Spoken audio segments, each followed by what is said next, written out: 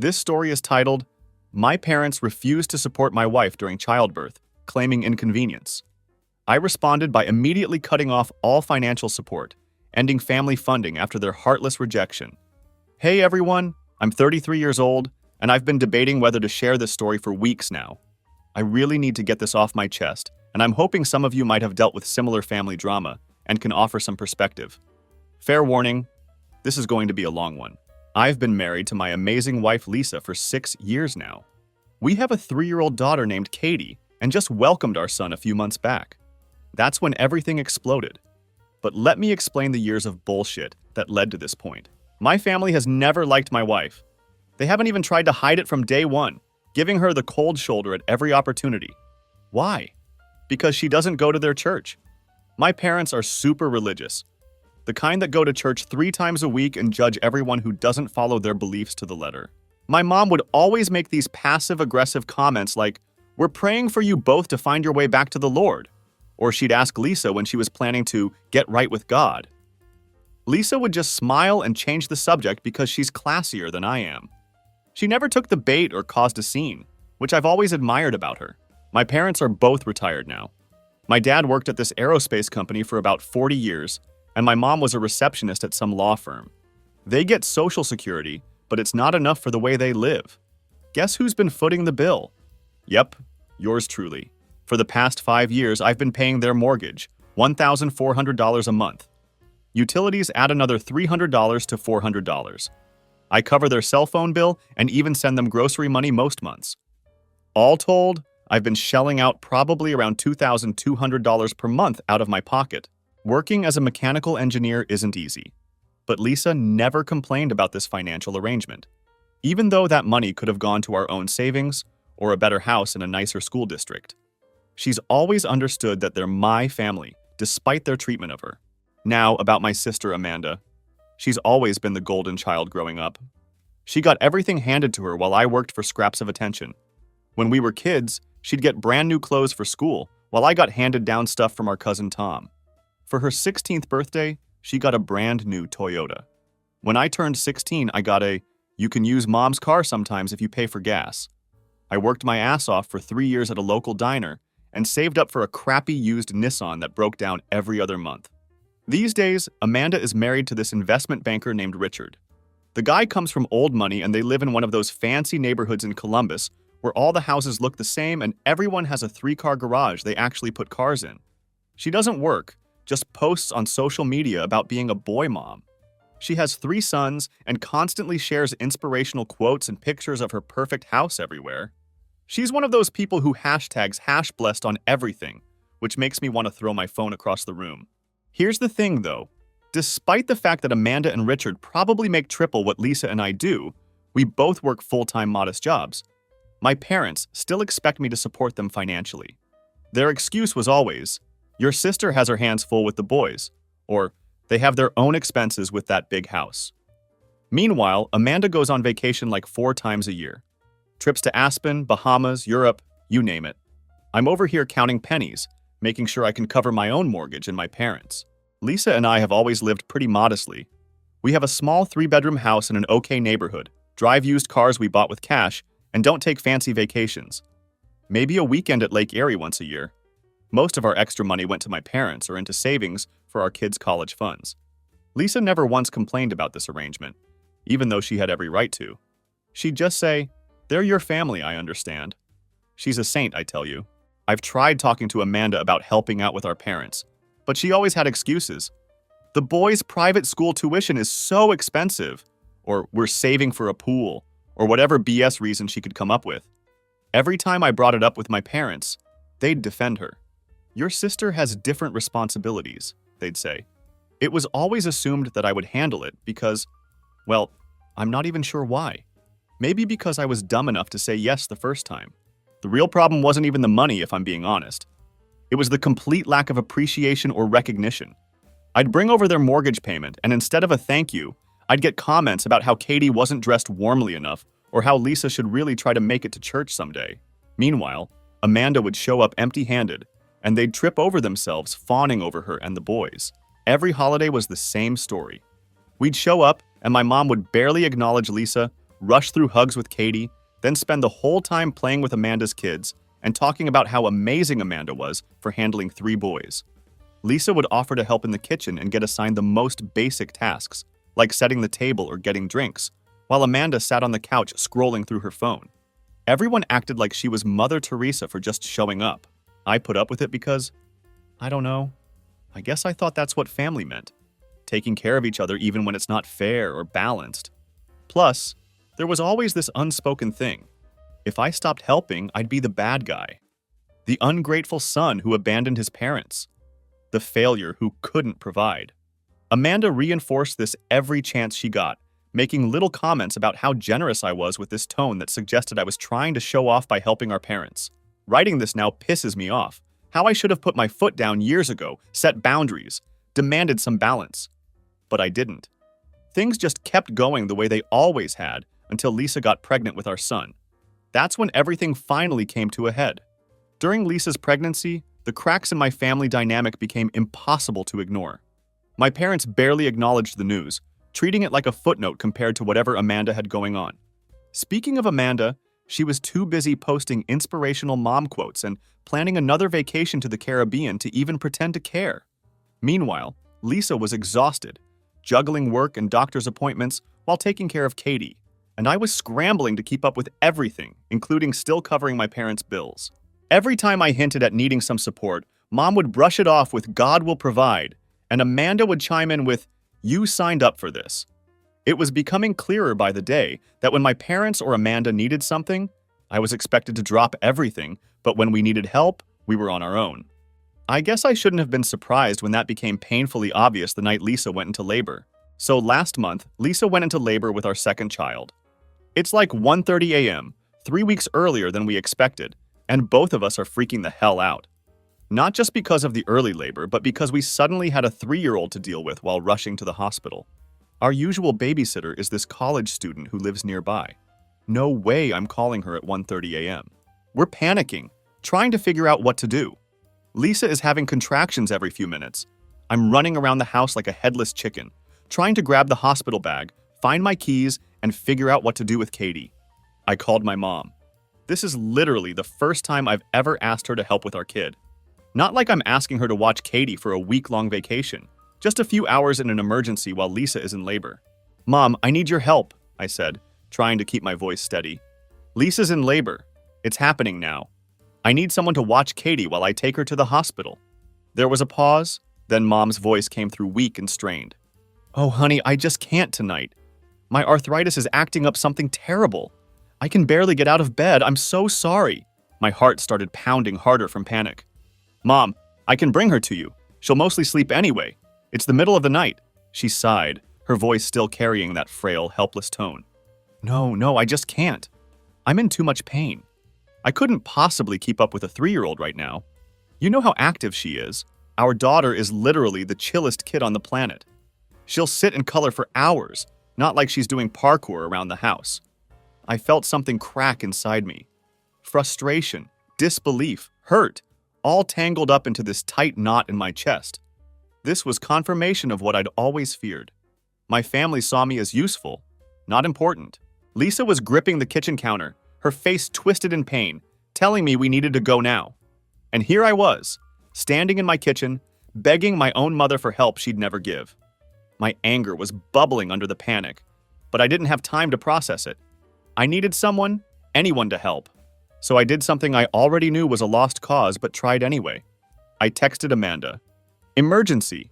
Lisa's in labor. Need someone to watch Katie for a few hours." She read it immediately. Those 3 little dots popped up like she was about to respond, and then, "This is really bad timing. We have an early morning with the boys, and I need sleep. Sorry, can't help." That was it. No, hope everything goes well. No congrats. Just a half-ass excuse and a brush-off, like I was asking her to babysit for fun, not because Lisa was literally about to give birth. I stared at the screen, stomach churning, before shoving my phone in my pocket. Of course, the golden child had spoken. Desperation took over and I started calling friends, my hands shaking as I dialed. Most didn't answer because, it's 1:30 a.m. But then finally, my buddy Chris picked up. This dude lives 30 minutes away and has work in the morning. but he didn't hesitate. "I'm on my way," he says. No questions, no hesitation. And that's when I knew family isn't just about the people you grew up with. It's about who shows up.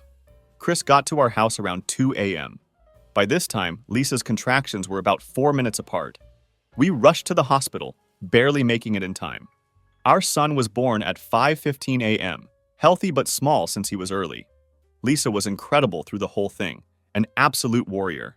After making sure they were both stable and resting, I headed back to get Katie from Chris's place around noon. I wanted to bring her to meet her new brother.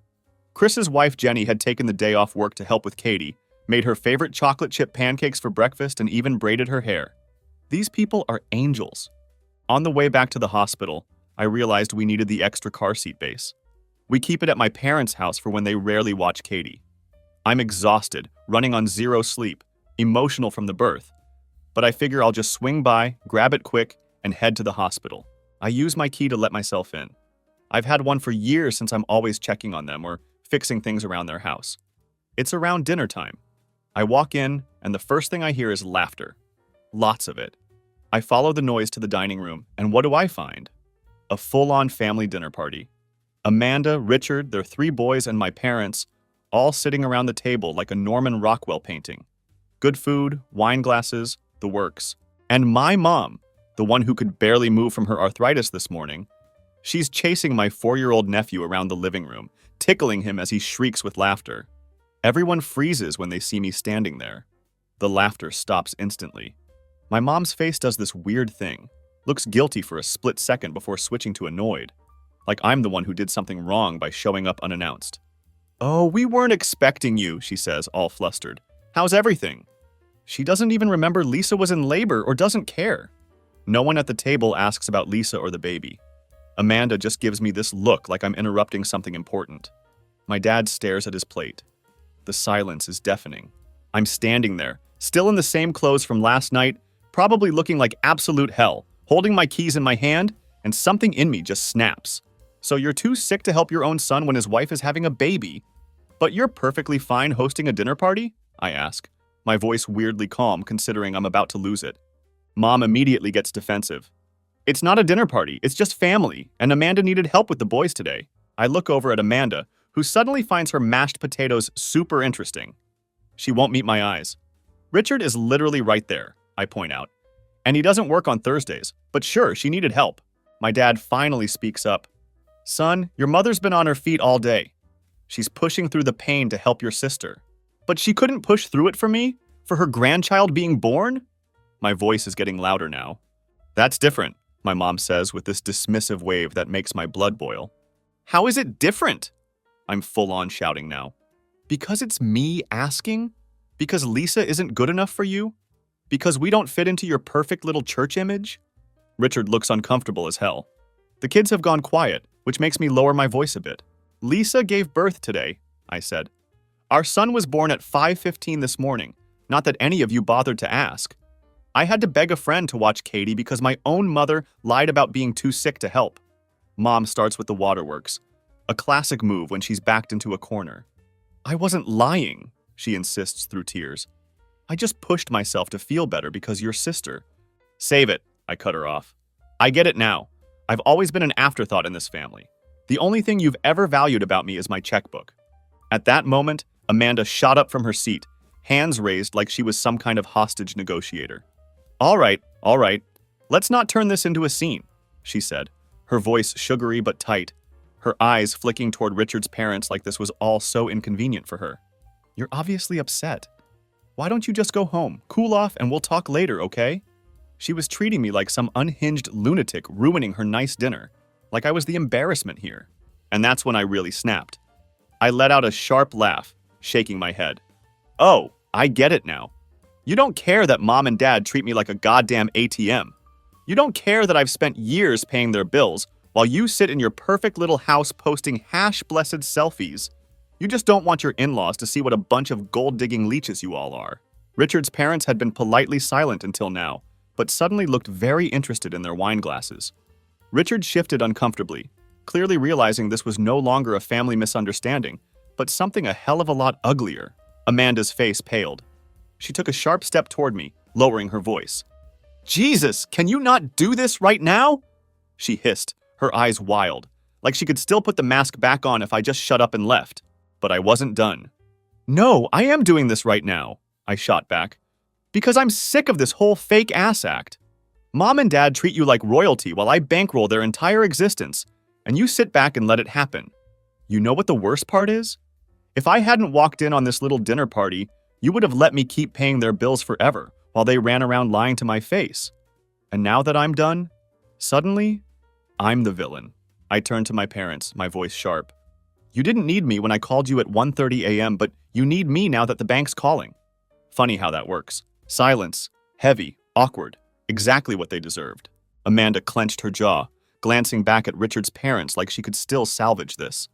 You're acting crazy, she muttered under her breath. I exhaled sharply, leveling them with a look. No, I just finally see things for what they are. And guess what? The ATM is officially closed. Permanently. Without another word, I walked over to the hall closet, grabbed the car seat base, and headed for the door.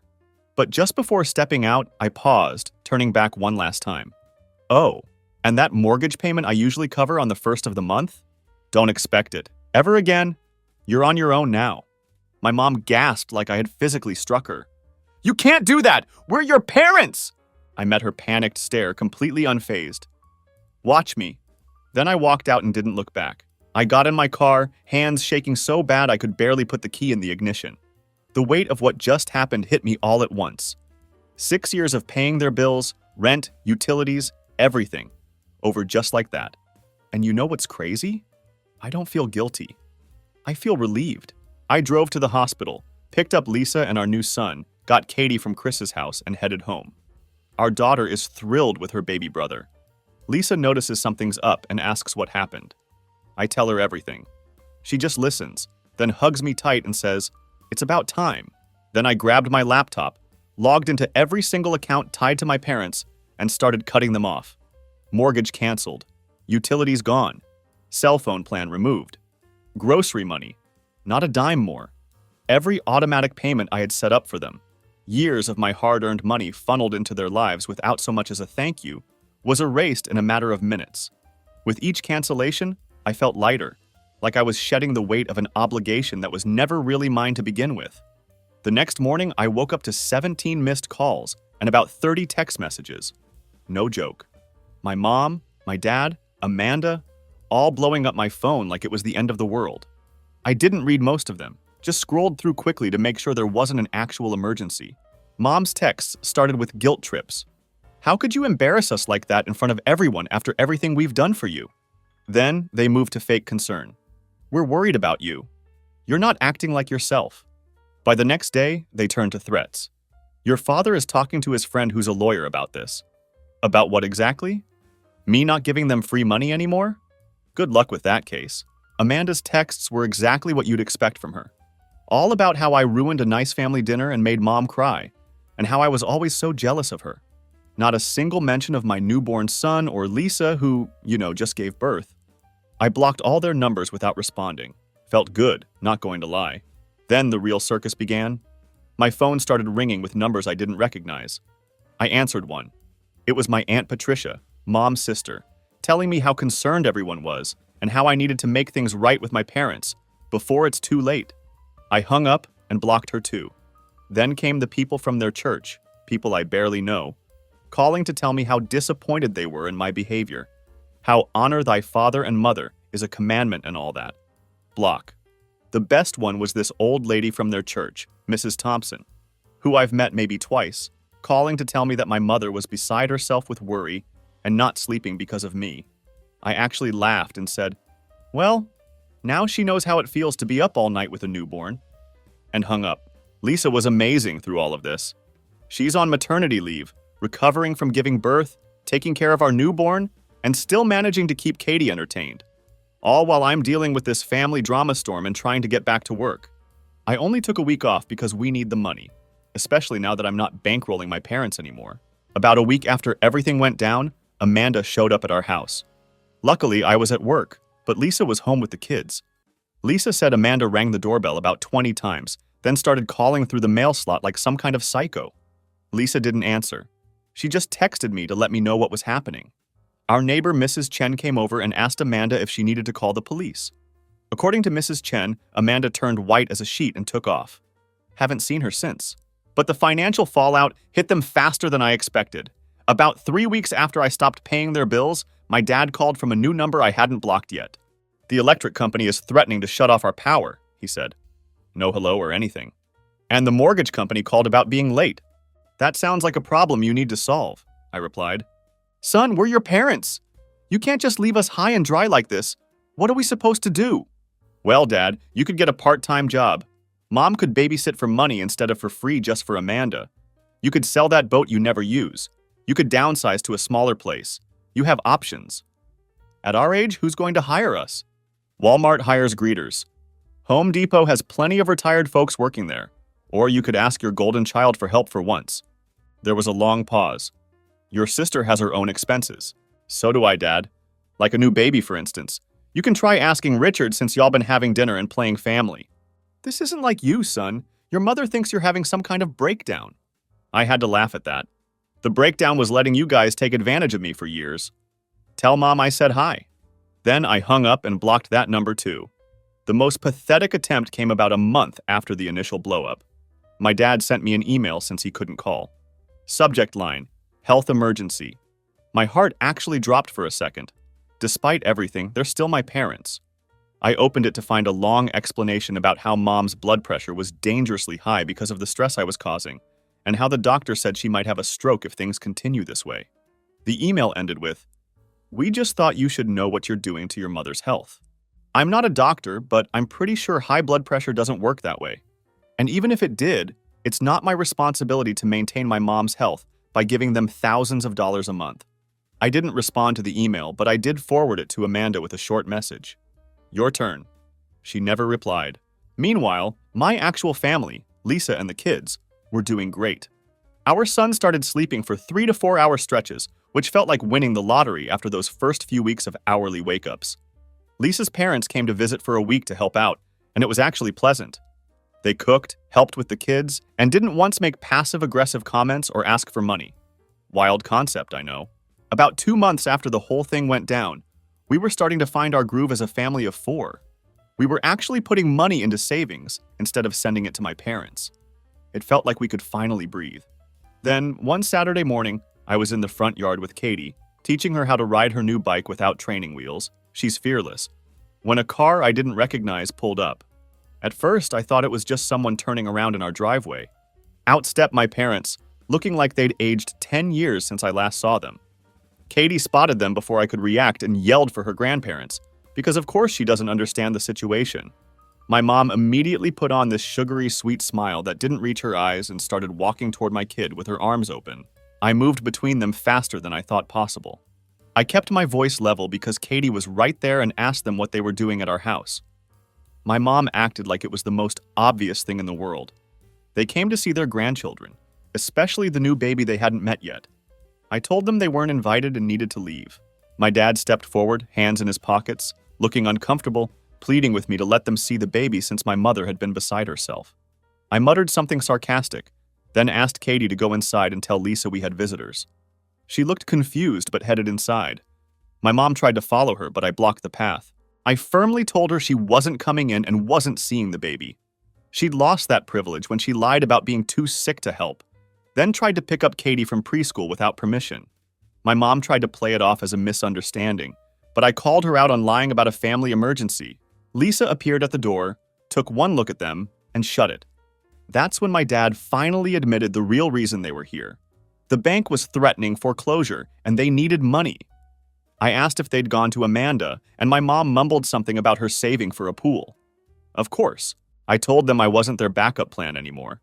They hadn't even asked my son's name, and when my mom guessed wrong, I made it clear his name was Daniel, after Lisa's father, the grandparent who actually cared. My mom cried about losing their house, but I reminded her that was on them, not me. Then, in a last-ditch effort, she screamed about having rights to see my kids. I shut that down fast. My dad saw it was over and tried to get her to leave, but she just stared at me like I was the one who betrayed them. As they got in the car, I overheard her say they should have gone to a lawyer first. Then they drove off, and I just stood there breathing.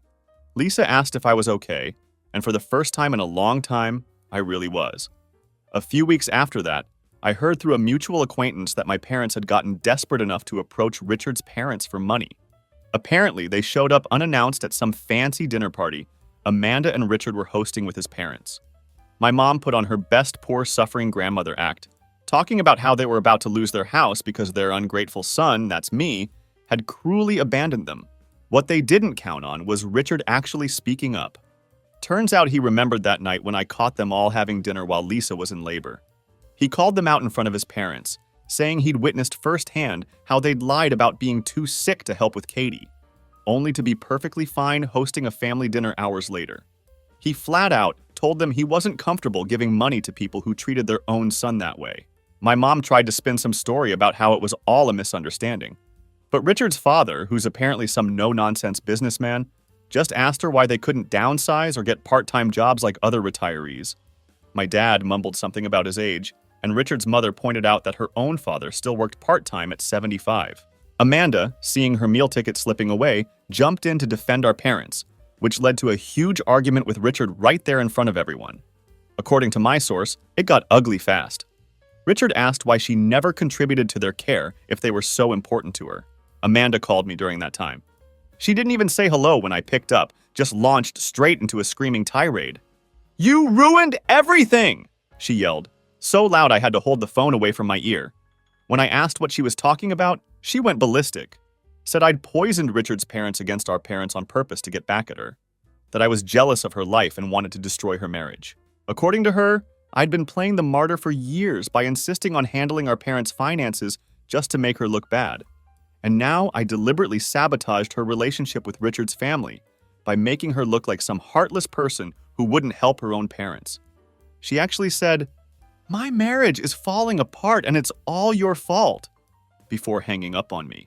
I just sat there staring at my phone, thinking how insane it was that even now she couldn't see her own part in any of this.